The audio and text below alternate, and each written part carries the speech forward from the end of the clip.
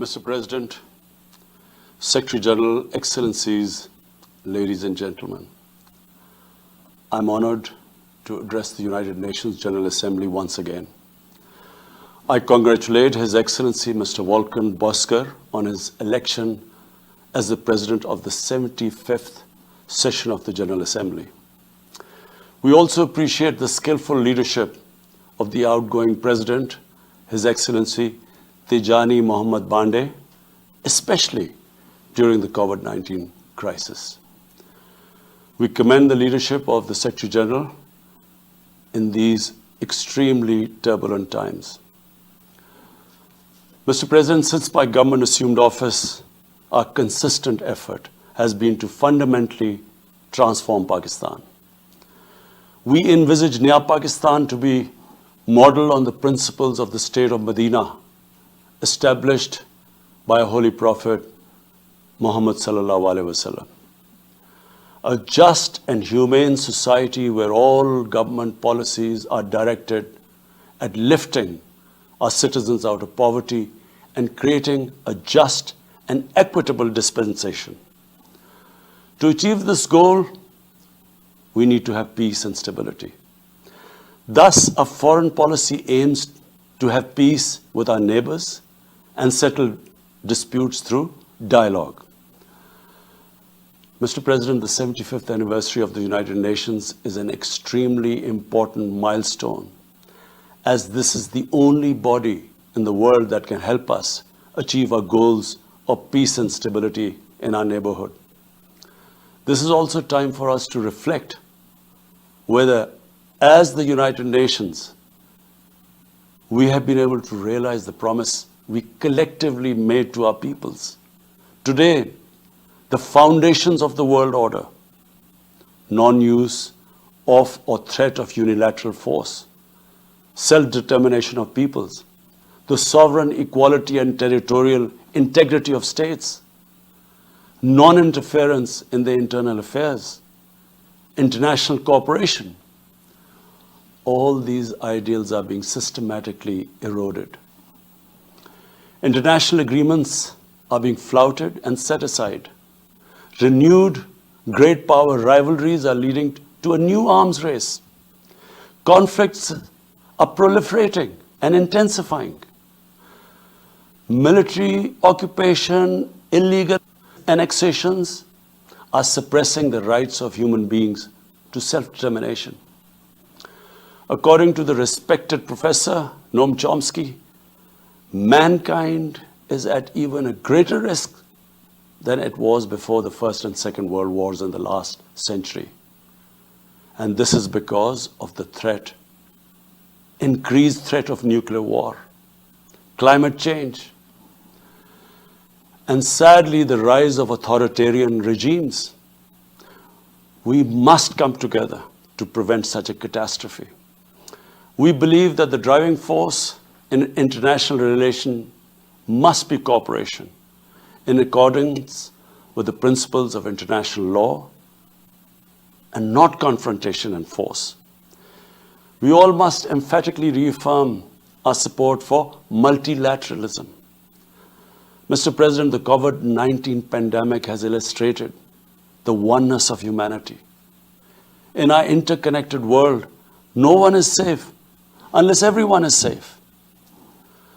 Locking down to control the pandemic has triggered the worst recession since the Great Recession in the last century.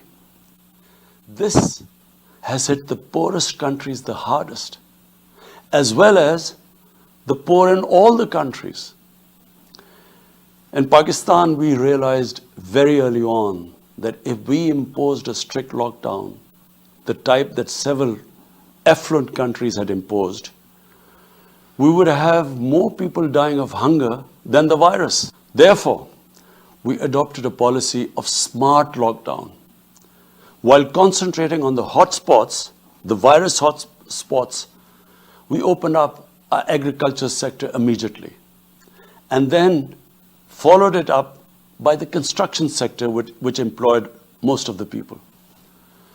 At the same time, and this is despite financial constraints, my government deployed $8 billion, unprecedented amount for our health services, plus support the poorest and most vulnerable households with direct cash payments through SR's program, and then subsidies to the small businesses.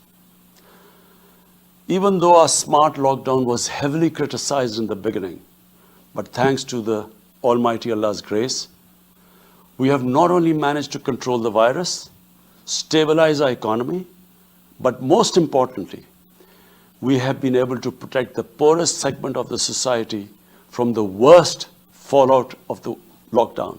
Today, Pakistan's response is cited among the success stories in controlling and responding to the pandemic. However, we are still not out of the woods, like no country is out of the woods today. But Mr. President, it was obvious from the outset that developing countries would need fiscal space to respond to and recover from the COVID crisis. Debt relief is one of the best ways to create that fiscal space for developing countries. Therefore, in early April, I called for a global initiative on debt relief. We appreciate the G20's official debt suspension initiative and the emergency and rapid financing offered by the IMF, World Bank, Asian Development Bank, and UN agencies. This, however, is not going to be enough.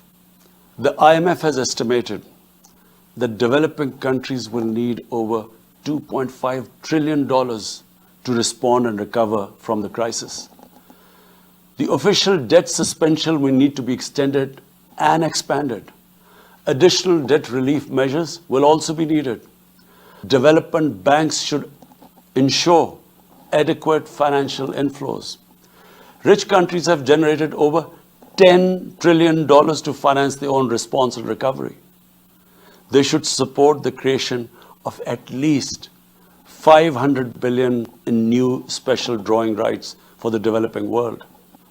Mr. President, in my address to the General Assembly last year, I had highlighted the tremendous damage that illicit financial flows from developing countries to rich countries and to offshore tax havens cause.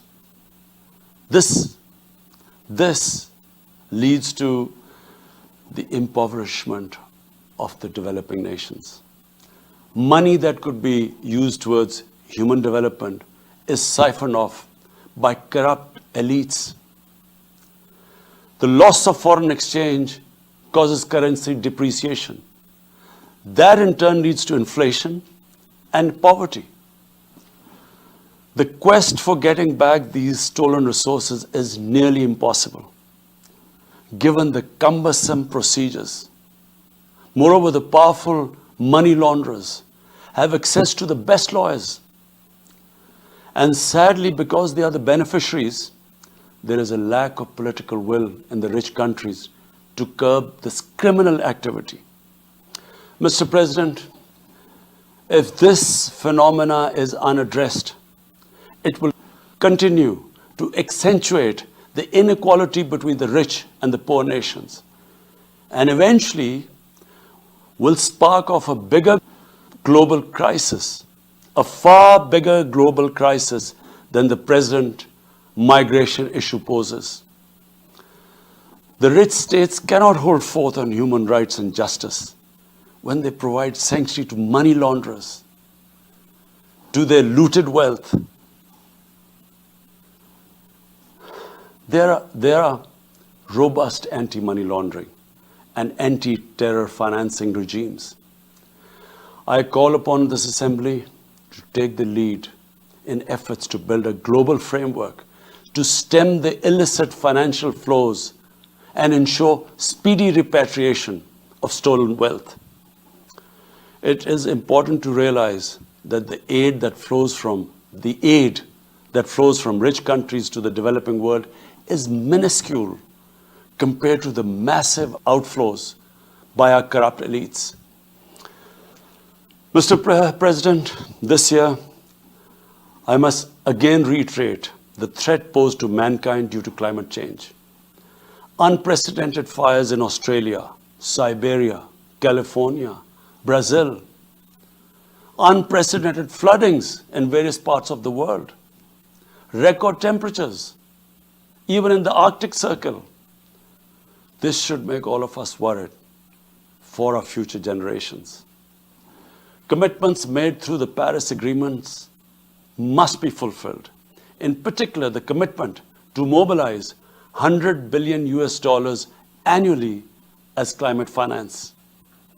Pakistan's contribution to carbon emissions is minimal, but it is one of those countries most affected by climate change.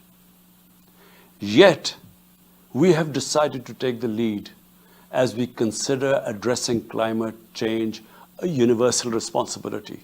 We have launched an extremely ambitious program to plant 10 billion trees in the next 3 years as a contribution to mitigating the effects of climate change. Mr. President, the pandemic was an opportunity to bring humanity together.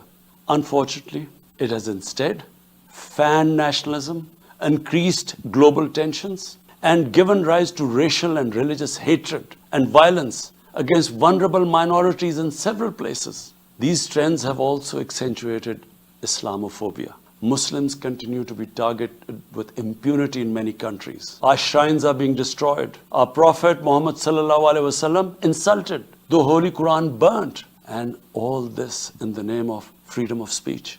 Incidents in Europe, including republication of blasphemous sketches by Charlie Hebdo, are recent examples. We stress that willful provocations and incitement to hate and violence must be universally outlawed. This assembly should declare an international day, combat Islamophobia, and build a coalition to fight the scourge that splits humanity.